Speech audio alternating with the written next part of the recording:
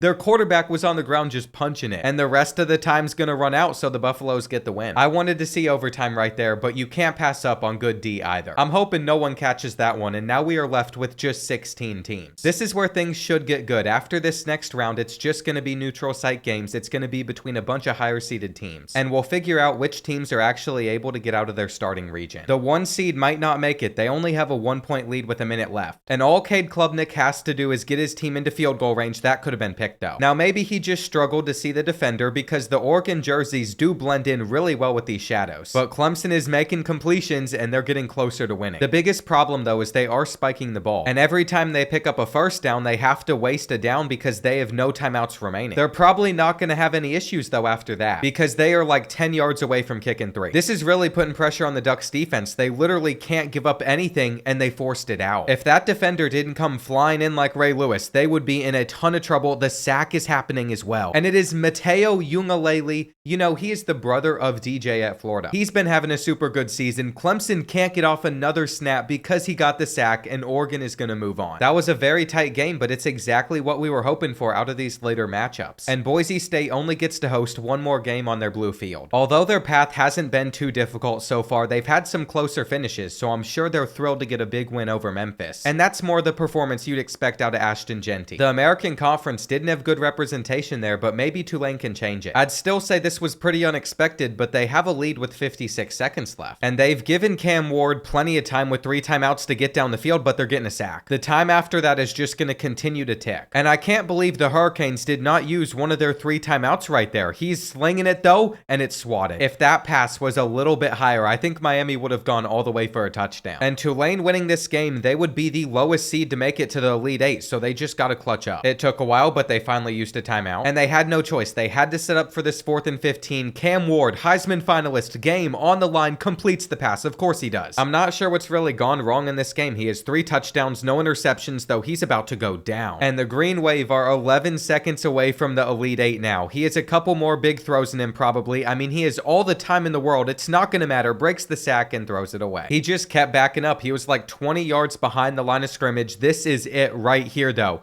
The throw is up. It is definitely not going to come close to the end zone. But we have seen it tipped and then caught, ran for a touchdown on the final play. Yes, some crazy results have happened. It didn't happen there. The next team that Tulane will have to face, though, is either Notre Dame or Syracuse. And if Kyle McCord plays the way he has been, this is going to be pretty tight. With a minute left, you might not think he's in the best of positions. And he really hasn't played great. They've only scored 13 points, but they're down on the 9-yard line, and they're also breaking that tackle. Right now, this is setting up terribly for the Fighting Irish. But they could hold Syracuse right here. I mean, they have to get 5 yards, and he's out of bounds. They're not even challenging it. Kyle McCord had to make that throw half a second sooner. Spot in the Elite Eight on the line. He threads the needle. Notre Dame's defense could have stopped Syracuse there. They were one stop away. And Riley Leonard has to come up clutch for the Irish right here. He's about to go down. He's fumbling it as well. Syracuse picks it up. But somehow we still can't say this game's over. Nobody can believe what's happening in this stadium, but there's still about 30 seconds left. They have all 3 of their timeouts. And so what Notre Dame has to do is hold Syracuse to a field goal, but that is not going to happen. This one's over. It's getting even worse. You can't blame LaQuint Allen for taking that in. They're not going to come back. And we're starting to see some madness here in the Sweet 16. Either Syracuse or Tulane will be able to make it to the Final Four. But now that we're at the bottom half of the bracket, this is where we're going to have some even bigger matchups. Something is broken about the Texas offense at the moment, though, because with a couple minutes remaining, they have it on a 4th and 1. They're trailing by 13 points, and they are going to just run it in. Now it's going to be on their defense to get them the ball back. They sent pretty much everybody on this play, and Missouri had to call an injury timeout. Missouri was even running towards the sideline. I'm not sure what the plan was, but Marcus Carroll picks up the first down. Just one more of those, and these Longhorn fans are going to be going home pretty sad. Missouri is going to, of course, hand it off again. They're not hitting the hole well anymore. And here we go. Game on the line for the Texas Longhorns. They're missing the tackle, and they push him all the way past the marker. That was an incredible effort right there. They easily could have had to give it back. But it's over. Nothing the 1 seed can do. They're going to lose. I never thought I'd see the day where Missouri made it to the Elite Eight. They had a couple pretty rough losses this year. But Brady Cook's redeeming them, and they're going to get the winner of this one. Well, right now, a failed 2-point conversion stands between Alabama and having a tie game. So that one mistake could cost them unless they're able to go down the field, kick a field goal, and beat the Buckeyes. Even though they don't have any timeouts, they have been left with a good bit of time right here, except Jalen Milroe is just going to keep getting more hate. You can't throw that football. I don't know what's going to happen with him at Alabama. He might be there. He might get forced out, but he won't be playing in the next round. That's for sure. These games have been super good, though. I definitely appreciate that. But I should have never said that, because then Georgia just held South Carolina to 0. That is right. Lenora Sellers could barely throw for 100 passing yards in this game. I highly doubt they ran the ball well either. So the Bulldogs will get the winner of Tennessee and Colorado. It's not looking great for Deion Sanders' team, but they have been driving down the field against Tennessee, trying to send this to overtime. You can't take that sack. That forces Colorado to burn their final timeout. Shedur's got to get this one out a little bit quicker. He does, and it's also going to be completed. That was an amazing throw right there. It gives Colorado just a little bit of life. And they still have 24 seconds from the 15-yard line to get this touchdown, though nobody was open well. That was a much better decision. Instead of taking like a little hitch route inbounds, making the clock run, now he has to throw it over everybody. And this gives Colorado 2 more shots to the end zone, once again just throwing it over. It really all comes down to this final play, because I don't think they'd be able to get another snap off. Colorado spotting the Elite Eight on the line over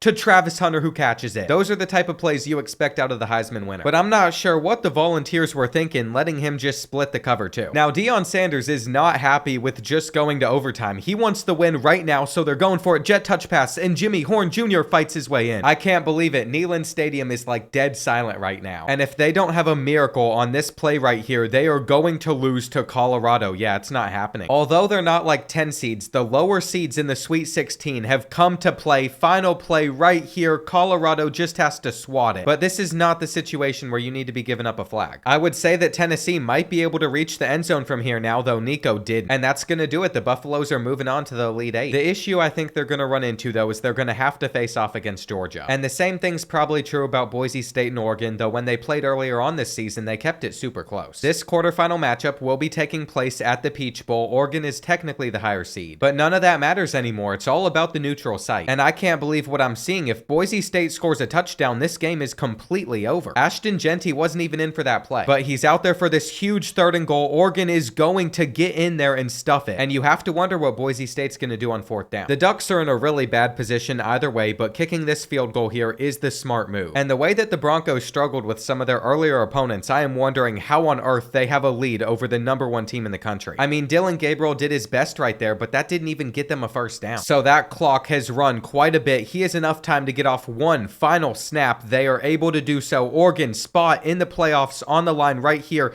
He can't run all the way. That was his chance to make it to the Final Four, but it's not going to happen. And we got to take a deeper look at these team stats. Okay, rushing yards, Boise State was able to lead. Does not surprise me. Turnover-wise, Oregon did have one more. What about the possession time? It's about equal. Something went wrong there for the Ducks, and it's awesome. We have full-on chaos. And all of a sudden, there's a real path for these non-traditional powerhouses to make it to the championship. This next quarterfinal matchup taking place at the Cotton Bowl, I'm not even connecting these geographically. I'm just making sure they're on a neutral site and seeing what happens, but Tulane destroyed Syracuse. I don't know what happened to Kyle McCord. I guess he had a game like he did against Pittsburgh where he threw 5 picks. He threw 3 to this kid, but those were his only 3 interceptions. He had 83 total passing yards. That just guaranteed that we're gonna see a group of 5 team in the championship though. And by now we have to realize that any of these teams could win it all. I can't believe that like 10 minutes ago I was saying there was very few upsets. There was no point to expanding the playoffs this much. And now everything has just been shaken up. Here at the Rose Bowl though, Missouri is down by 15 points with a minute left on the clock. On 4th and 14, they don't even catch it. And the Buckeyes are gonna walk away with a win and a spot in the Final Four. That really surprises me after Missouri just took down Texas. But they simply just couldn't contain Will Howard. He's gonna have to face either Georgia or Colorado for a spot in the championship. And this Sugar Bowl matchup is the last one that we have in this Elite Eight. All I care about is us getting more great games, but that did not happen right here. They're able to win another one. And they just completely shut down Colorado's offense. Georgia's defense came to play. I think this is the least amount of passing yards I've ever seen out of Shedeur Sanders.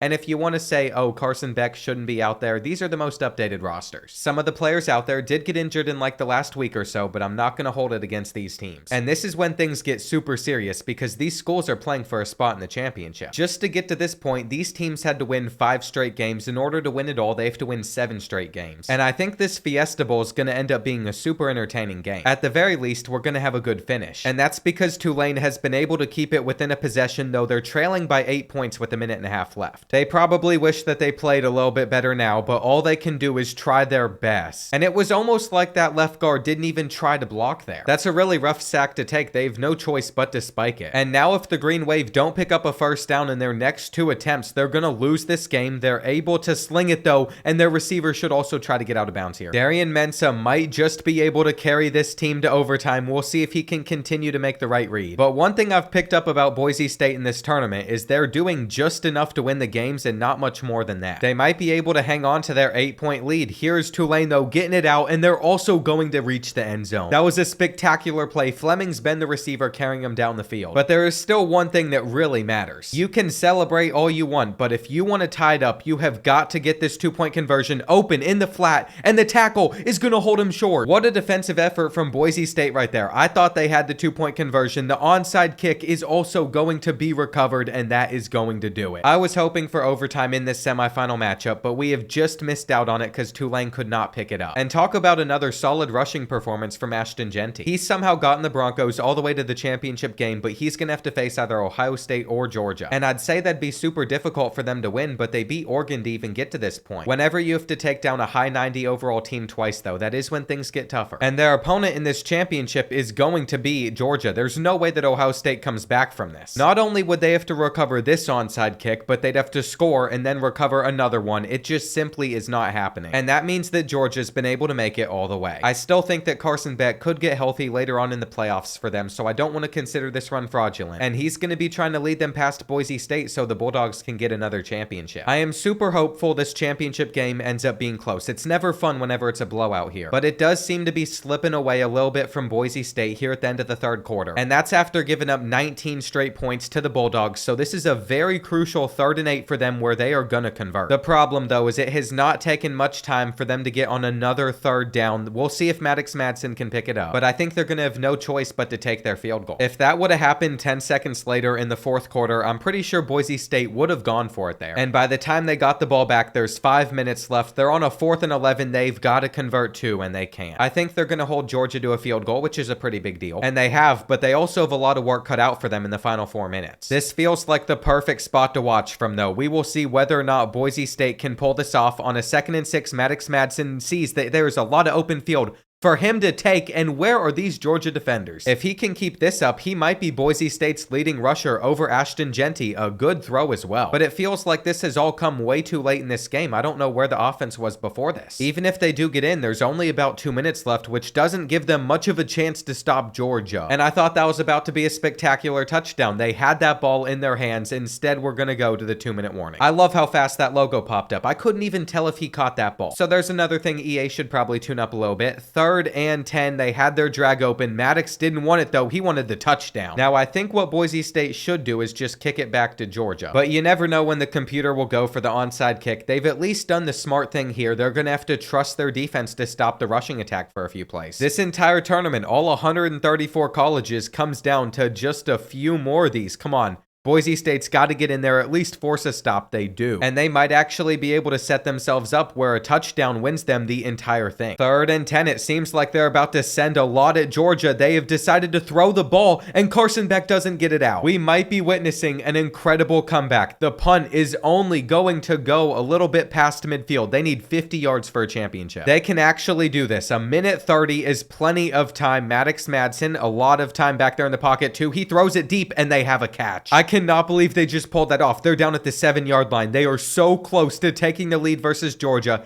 This is spectacular offensive line play from Boise State, too. The one thing they should do, though, is run off a little bit of clock. And that is because if they score too soon, Georgia's going to have plenty of time to respond, but they have to throw it away. There is no way they made it this far, and they're about to blow this now. Maddox running backwards again. It's the same thing. Michael Williams is injured, so that's going to hurt Georgia on this next defensive snap. But this is it. 4th and goal. If Boise State doesn't get in here, their championship hopes are going to fall just short. Maddox Madsen rolls out. Instead of scrambling, he throws it. It's a dot. What a spectacular catch from 81 right there. He holds on. And even the Georgia fans are just stunned. This is literally a perfect ending to the championship. I mean, they could have gotten to that ball. And Malachi Starks almost knocked it loose too. I'd say this 2-point conversion is more important though. What they have done is they have basically just guaranteed this game goes to overtime. That might be a huge difference maker for them. Carson Beck already throwing it. What is the Boise State defense doing? There is no way they just did all of that to give up a touchdown on the first play. This is disgusting. Arian Smith literally just ran by everybody. I don't even think he realized until this late that that was his guy. And I think that's going to do it for the Broncos. Even with a decent kick return, they are so far away from scoring. I mean, they're getting out of bounds. They are doing the right thing. But Georgia's even challenging whether or not this was a catch in the first place. It was. Kirby Smart, you a little nervous over there? You going to lose to Boise State? Blow this game? It could happen. I mean, it's another great throw, and they literally just have to do that like 2 more times. We'll see if Maddox Madsen is able to. I mean, the pockets have been so clean. They have literally handled this perfectly, better than any of the computer teams have handled these final drives in this entire tournament, though they have to throw it away. It is coming down to one play. And here we go. Boise State has played phenomenally, keeping up with Georgia. Maddox Madsen has got to get them into the end zone, though, and they're going to be about 5 yards short. The Bulldogs have won the entire tournament. It was a great effort from Boise State. But just like in the Heisman Trophy voting for Ashton Jeanty, the group of 5 programs end up falling short. It's a shame Boise State seems to be so associated with second place throughout this entire year.